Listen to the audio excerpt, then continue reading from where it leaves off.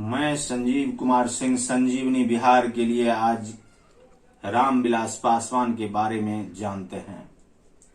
आज जैसा कि आप जानते हैं कि आज रामविलास पासवान की पुण्यतिथि है।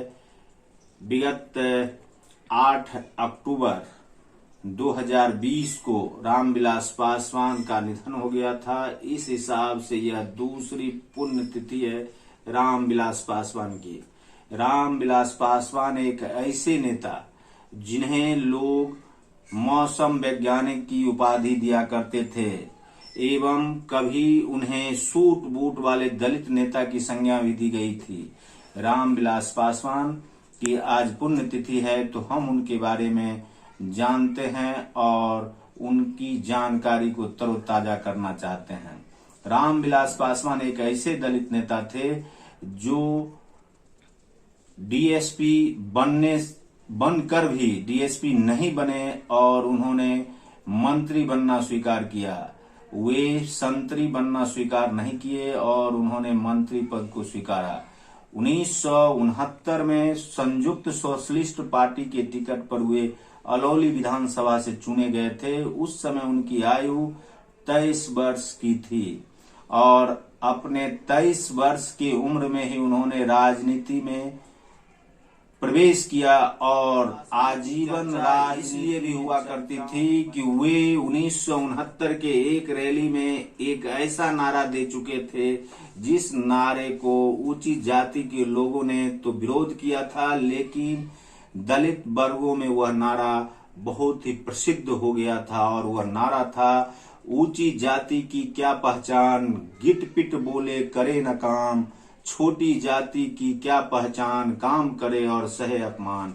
यह एक ऐसा नारा था रामविलास पासवान का जो नारा वे बाहर के भाषणों में भी दिया करते थे और सदन में भी वे इस नारे को बोला करते थे।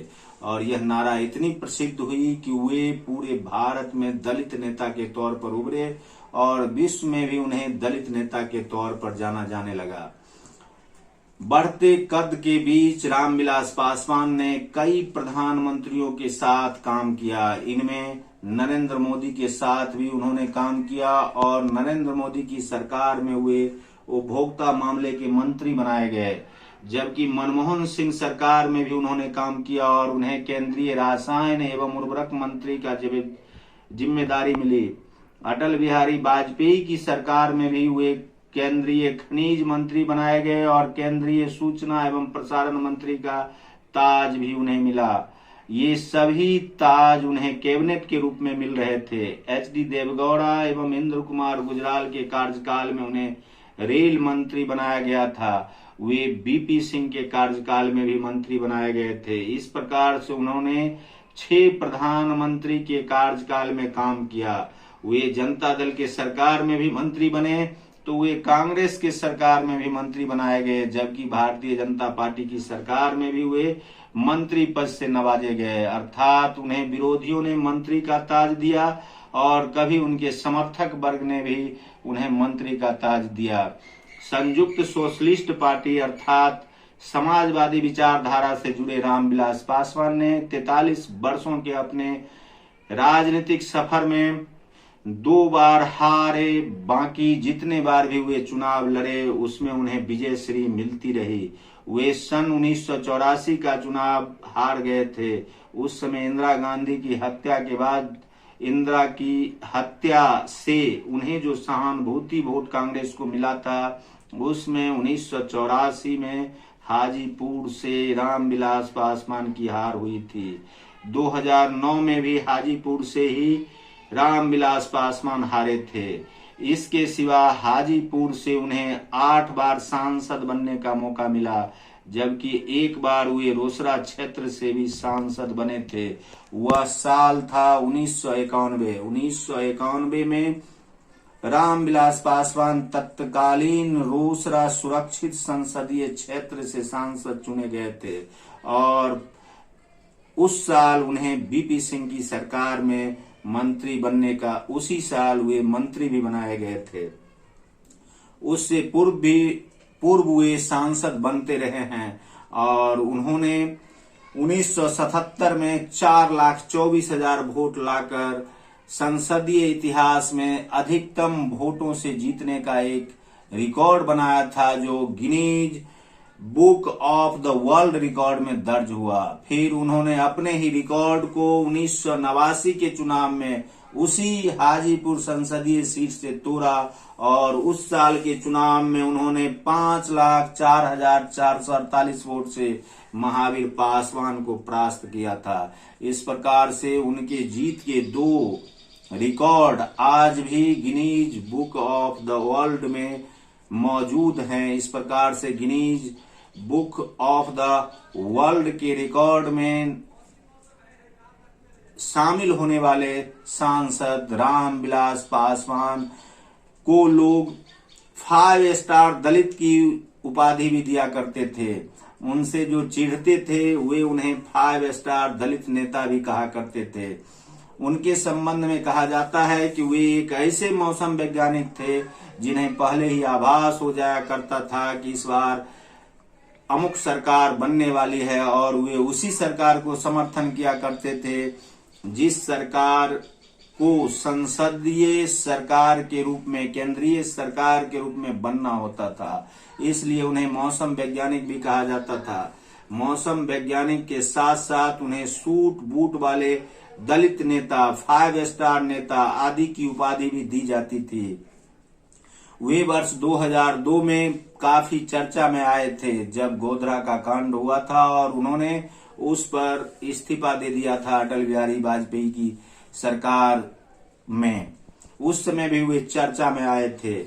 बताया जाता है कि रामविलास पासवान का जन्म 5 जुलाई 1946 ईस्वी को हुआ था, अर्थात अंग्रेजों का जिस समय भारत में शासन था उस समय रामविलास पासवान का जन्म हुआ था। वे 1968-69 के कार्यकाल में के समय में यूपीएससी की परीक्षा पास कर डीएसपी बनने का सपना संजो चुके थे और वे बनने ही वाले थे। परिवार के सभी लोग खुश थे, लेकिन उसी समय उनके मन में न जाने क्या इच्छा जगी और उन्होंने डीएसपी बनना स्वीकार नहीं किया और वे राजनीति में संयुक्त सोशलिस्ट पार्टी के टिकट से अलौली विधानसभा से चुनावी मैदान में कूद गए और संजोग ऐसा बना कि वह पहले ही चुनाव में जीत गए और राजनीति में उनका विधानसभा के रास्ते प्रवेश हुआ और जब तक उन्होंने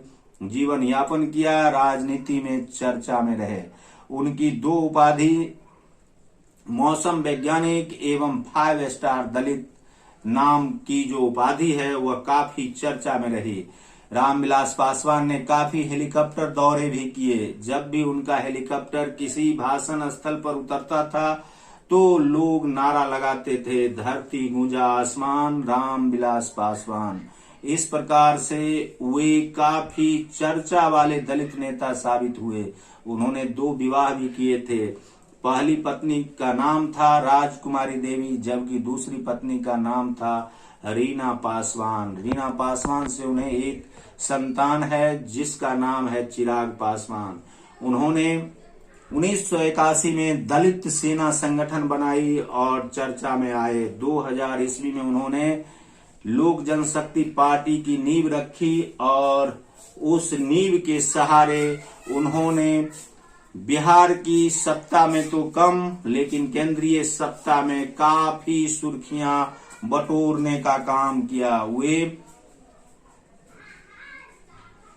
बिहार में दलित समुदाय के 17% आबादी के प्रतिनिधित्व के रूप में भी जाने जाते थे, जबकि वे पासवान बिरादरी से आते थे और वे बिहार के 5% पासवान में काफी पॉपुलर नेता के रूप में भी जाने जाते थे। विरोधी एवं समर्थक उन्हें दोनों ही उनकी बड़ाई करते थे। वे इतने बड़े ओहदे पर जाने के बाद भी कभी किसी प्रकार के आलोचना या घोटाले के शिकार नहीं हुए। आजीवन रामविलास पासवान एक साफ सुथरे नेता के रूप में जाने जाते रहे। शायद यही कारण है कि आज भी लोग रामविलास पासवान की जयंती मनाते हैं और जयंती एवं पुण्यतिथि के अवसर पर ऊंची जाति एवं दलित वर्ग एवं पिछड़े वर्ग के लोग भी रामविलास पासवान को याद करते हैं। यह एक बहुत बड़ी बात है और यह एक बहुत बड़ी उपलब्धि भी है। हालांकि रामविलास पासवान के निधन के बाद रामविलास पासवान की बनाई हुई पार्टी लोक जनशक्ति पार्टी दो भागों में बट गई है। एक भाग लोक जनशक्ति पार्टी रामविलास के नेता चिराग पासवान है, जबकि दूसरे भाग राष्ट्रीय लोक जनशक्ति पार्टी के नेता पशुपति कुमार पारस हैं। तीन भाइयों में सबसे बड़े रामविलास पासवान ने अपने परिवार को राजनीति में काफी ऊपर तक पहुंचाने का काम किया। अपने स्वयं वे राजनीति में बड़े ओहदे पर रहे, जबकि उनके छोटे भाई रामचंद्र पासवान भी सांसद बने, पशुपति कुमार पासवान भी सांसद बने। उनके रामविलास पासवान के बेटे चिराग पासवान भी सांसद बने, जबकि रामचंद्र पासवान के पुत्र प्रिंस पासवान भी सांसद बने। इस प्रकार से उन्होंने अपने परिवार को केंद्रीय राजनीति में सेट किया और अपने परिवार के अधिकतम सदस्यों को सांसद बनाने का काम किया। रामविलास पासवान के पुण्यतिथि के अवसर पर हम भी संजीवनी बिहार की ओर से उन्हें सशक्त नमन करते हैं और श्रद्धा सुमन अर्पित करते हैं।